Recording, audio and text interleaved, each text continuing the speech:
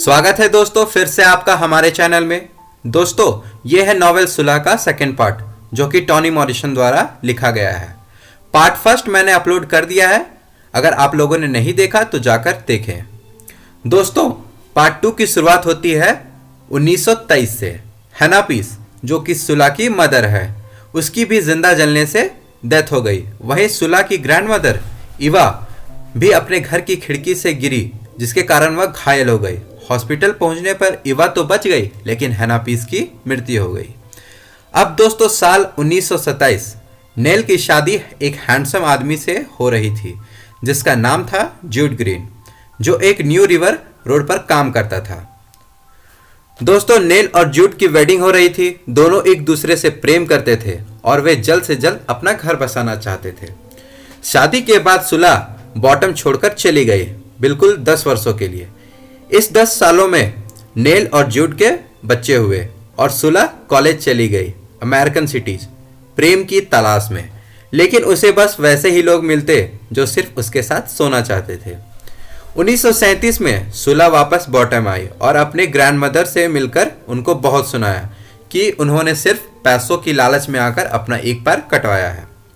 हफ्तों के बाद सुलह ने पास के ही नर्सिंग होम से कुछ ऑफिशियल को बुलाया और वो लोग आकर इवा को अपने साथ ले गए। दोस्तों इसके बाद सुलह अपने दोस्त नेल से मिली। नेल अपनी मैरिड लाइफ से बिल्कुल भी खुश नहीं थी। सुलह जब नेल की हस्बैंड जूड से मिलती है तो जूड सुलह का दीवाना हो जाता है और कुछ समय बाद सुलह और जूड का अफेयर भी शुरू हो जाता है। एक दोपहर नेल जब घर पर आई तो क्या देखा कि सुलह और जूड बिस्तर में थे। जूड ने नेल से कहा कि वो उसको छोड़ रहा है और अंततः उसने छोड़ भी दिया। बॉटम के लोग सुलह को नापसंद करने लगे क्योंकि उन्हें पता चल गया था कि सुलह ने अपनी फ्रेंड और ग्रैंडमदर के साथ क्या किया है।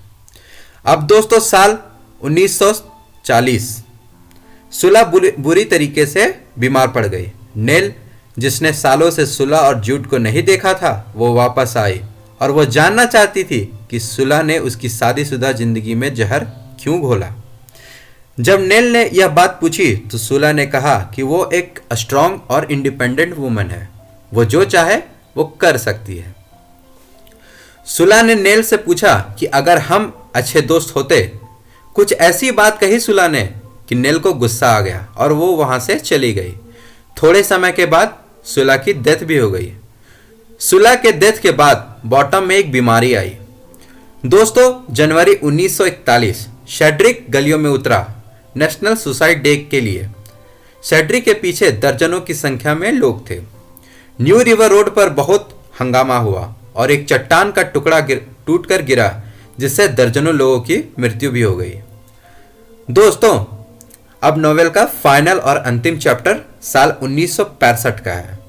नेल जो कि अब तक ठीक ठाक उम्र की हो गई थी, वह सुलह की ग्रैंडमदर इवा से मिलने गई नर्सिंग होम।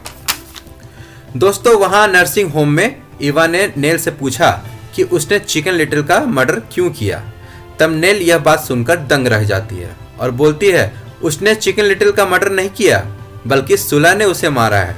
तब नेल नर्सिंग होम से बाहर आती है और ठीक सामने एक कब्रिस्तान पाती है जहां पूरी पीस फैमिली की कब्रें रहती है, उसकी दोस्त सुलह की भी।